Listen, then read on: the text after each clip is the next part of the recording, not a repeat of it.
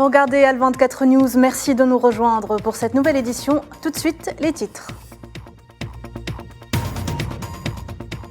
À la une trêve de 7 jours a été signée entre l'armée soudanaise et les forces de soutien rapide, alors que Khartoum est toujours sous les bombardements.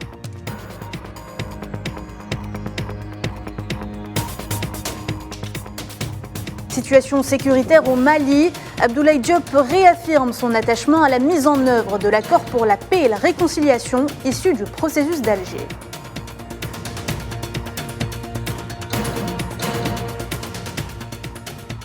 Énième provocation en Palestine, le ministre de la Sécurité de l'État sioniste mène une incursion sur l'esplanade de la mosquée Al-Aqsa, accompagné de dizaines de colons. Le porte-parole de la présidence palestinienne condamne cette attaque.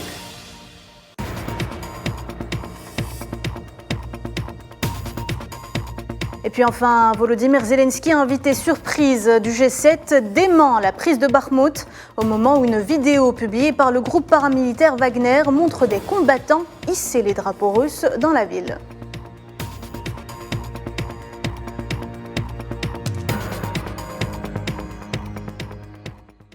Bonjour à tous et on entame ce journal avec la situation toujours chaotique au Soudan. Plus d'un mois depuis le début des violences entre l'armée et les forces paramilitaires. Un nouveau cessez-le-feu d'une semaine a été conclu hier soir entre les belligérants.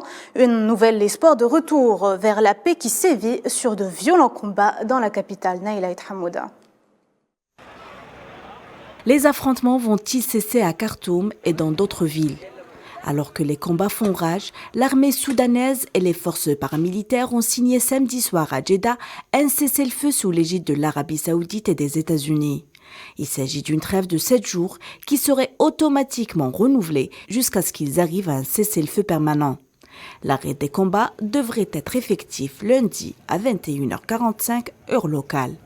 Ce n'est pas la première fois qu'un cessez-le-feu est annoncé depuis le début du conflit, le 15 avril dernier, mais les précédents n'avaient pas été respectés. L'accord conclu à Jeddah a été signé par les deux parties et sera appuyé par un mécanisme de surveillance du cessez-le-feu soutenu par les États-Unis, l'Arabie saoudite et la communauté internationale. Il prévoit encore l'acheminement de l'aide humanitaire et le rétablissement des services essentiels. Ces affrontements ont fait plonger le Soudan dans le chaos.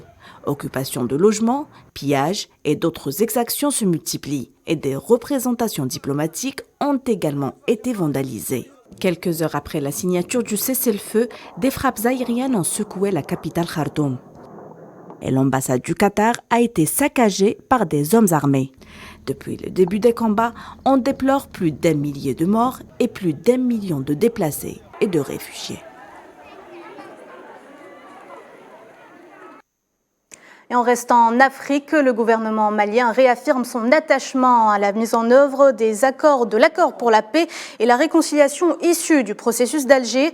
C'est ce qui est ressorti d'une rencontre entre le ministre malien des Affaires étrangères et les chefs de mission diplomatiques et consulaires, ainsi que les responsables d'organisations internationales accréditées à Bamako. La situation sécuritaire et son impact sur la situation des droits de l'homme et le processus de paix étaient au cœur des discussions. Mohamed Wali Ben Chaban. Le gouvernement malien réaffirme son attachement à la mise en œuvre de l'accord d'Alger et salue le rôle central de l'Algérie et les efforts louables du président algérien pour son engagement continu aux côtés des Maliens sur la voie du retour de la stabilité dans le pays. Nous voudrions à cet égard aussi saluer le rôle clé joué par la médiation internationale sous le leadership de l'Algérie et saluer tous les membres de la médiation internationale. Le gouvernement apprécie aussi les missions de bons offices du chef de la MINUSMA dans le cadre de l'appui au processus de paix. Abdoulaye Diop, le chef de la diplomatie malienne, assure que les opérations de lutte contre le terrorisme sont menées dans le strict respect des droits de l'homme. En contrepartie, Bamako s'interroge sur l'identité des groupes terroristes. Parce que quand on parle de terrorisme, je cherche toujours à savoir de qui on parle. Qui sont-ils? D'où viennent-ils? Qui les finance? Qui les soutient? Qui les motive? Donc, sous cette réserve, je vais quand même utiliser, parce que je n'ai pas d'autres termes mieux indiqués.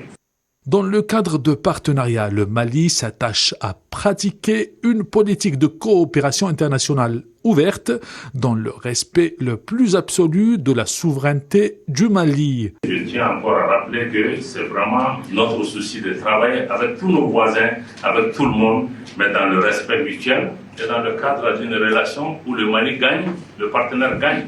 Pour instaurer la stabilité et la sécurité au Mali, Bamako assure que toutes les mesures relatives au processus politique sont conçues et réalisées dans une démarche consensuelle et inclusive. La question de la pénurie de pain dans certains gouvernorats comme Kairawan et Siliana était au centre de l'entretien tenu hier au palais de Carthage entre le président tunisien Kais Saïed et la ministre du Commerce et du Développement des Exportations, Kalthoum Benarjab Gheza. Le chef d'État a précisé que cette situation est due à la volonté de certaines parties à pourrir la situation sociale dans le pays en créant des crises, ajoutant qu'il est inconcevable que le pain manque dans certaines régions alors qu'il est disponible ailleurs.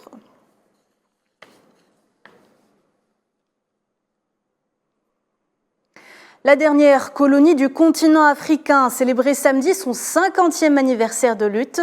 En cette date, le Front Polisario a vu le jour pour acclamer haut et fort le droit à l'autodétermination du Sahara occidental. Sohila Kelal. Le Polisario fête ses 50 ans d'existence, un demi-siècle de combat acharné pour sa cause, d'abord contre l'occupant espagnol, ensuite contre l'occupant marocain, qui continue à ce jour d'occuper les terres sahraouis, de piller les richesses et bafouer les droits légitimes d'un peuple meurtri par tant d'années de souffrance. Des prisonniers qui croupissent dans les geôles marocaines et subissent les sévices les plus atroces très souvent durant des années. Yahya Mohamed El-Hafed Isa, lui qu'on appelle le Mandela sahraoui, en a fait l'amère expérience.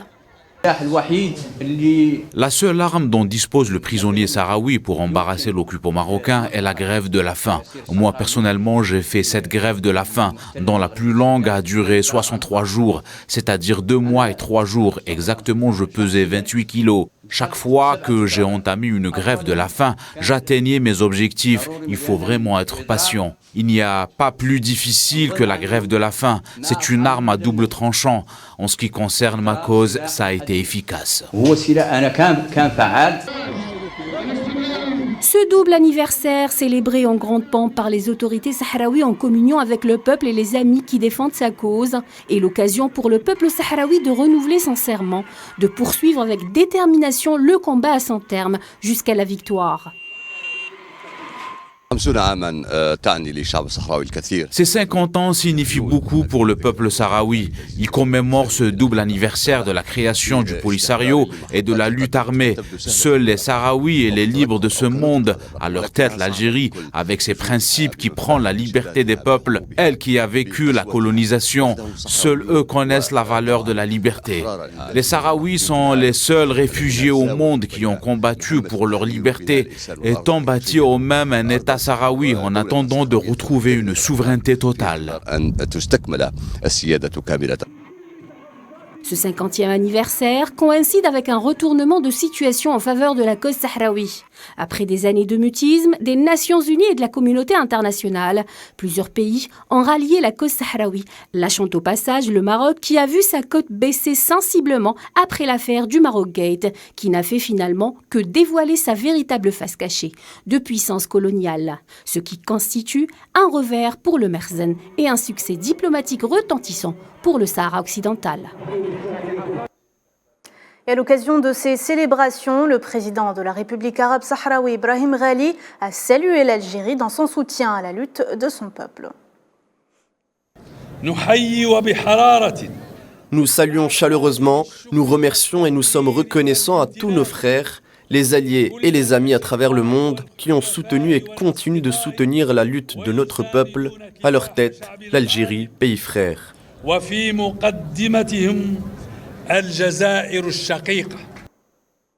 Brahim Ghali est également revenu sur la lutte de son peuple et de cette jeunesse qui a repris le flambeau.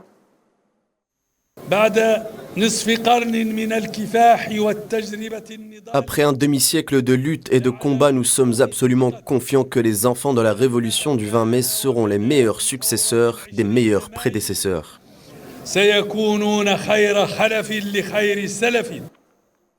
Direction la Palestine avec cette énième provocation. Le ministre de la Sécurité de l'État sioniste Ben Gvir s'est rendu ce dimanche sur l'esplanade de la mosquée Al-Aqsa en compagnie de dizaines de colons venus effectuer des rituels talmudiques, empêchant ainsi l'accès aux fidèles musulmans à la sainte mosquée et expulsant les Palestiniens qui étaient déjà sur place.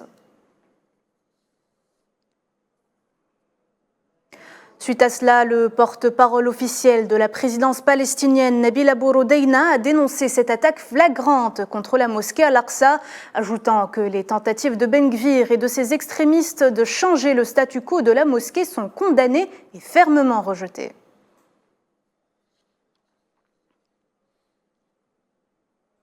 Invité surprise du G7, le président ukrainien Volodymyr Zelensky est arrivé à Hiroshima dans un avion officiel français. Il doit plaider ce dimanche pour de nouveaux soutiens diplomatiques et militaires en faveur de l'Ukraine auprès de ses alliés, mais surtout d'autres pays tels que l'Inde ou le Brésil qui entretiennent de très bonnes relations avec Moscou. Le président Zelensky a par ailleurs démenti la perte de Bakhmout dont la Russie a revendiqué la prise après avoir longuement hésité.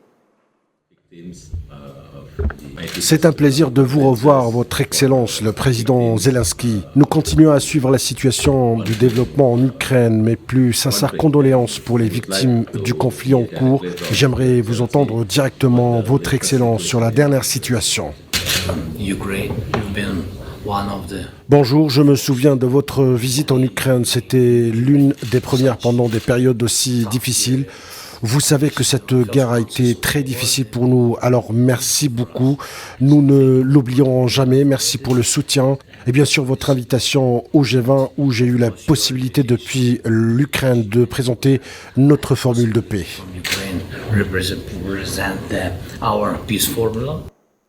Ce revirement intervient après que le porte-parole du président ukrainien ait démenti ce dimanche le fait que Zelensky aurait confirmé la capture de la ville de Bakhmout par les forces russes. De son côté, le groupe paramilitaire Wagner a annoncé la prise totale de la ville clé de Bakhmout, devenue le théâtre de plusieurs combats depuis l'été dernier.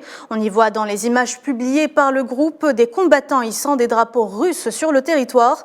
Le président russe Vladimir Poutine a d'ailleurs félicité dans un communiqué le groupe Wagner et l'armée russe pour leur capture revendiquée de Bakhmout.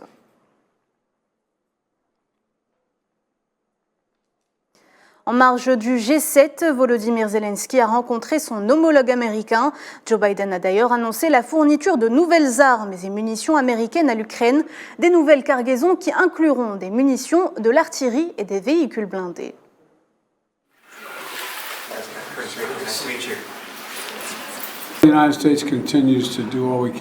Nous continuons à faire ce que nous pouvons pour renforcer la capacité de l'Ukraine à se défendre, notamment en lançant de nouveaux efforts conjoints avec nos partenaires pour former des pilotes ukrainiens sur avions de chasse de 4e génération, comme le F-16. Aujourd'hui, j'annonce la prochaine tranche de systèmes de sécurité américains en Ukraine, un ensemble qui comprend plus de munitions d'artillerie et de véhicules blindés pour renforcer les capacités de l'Ukraine sur le champ de bataille.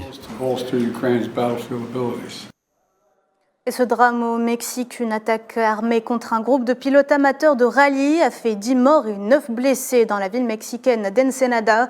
Des automobilistes participant à une course tout-terrain étaient stationnés au bord d'une autoroute lorsque plusieurs hommes sont sortis d'une camionnette et ont tiré dans leur direction.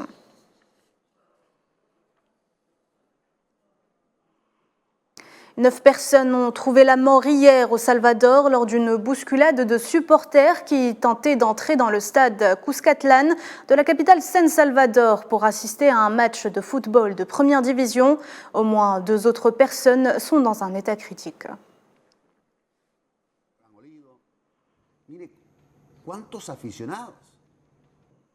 C'est la fin de cette édition. Merci de nous avoir prêté attention. Vous pouvez revoir ce programme sur nos réseaux sociaux en scannant le QR code qui s'affiche en bas de votre écran. Excellent après-midi à tous.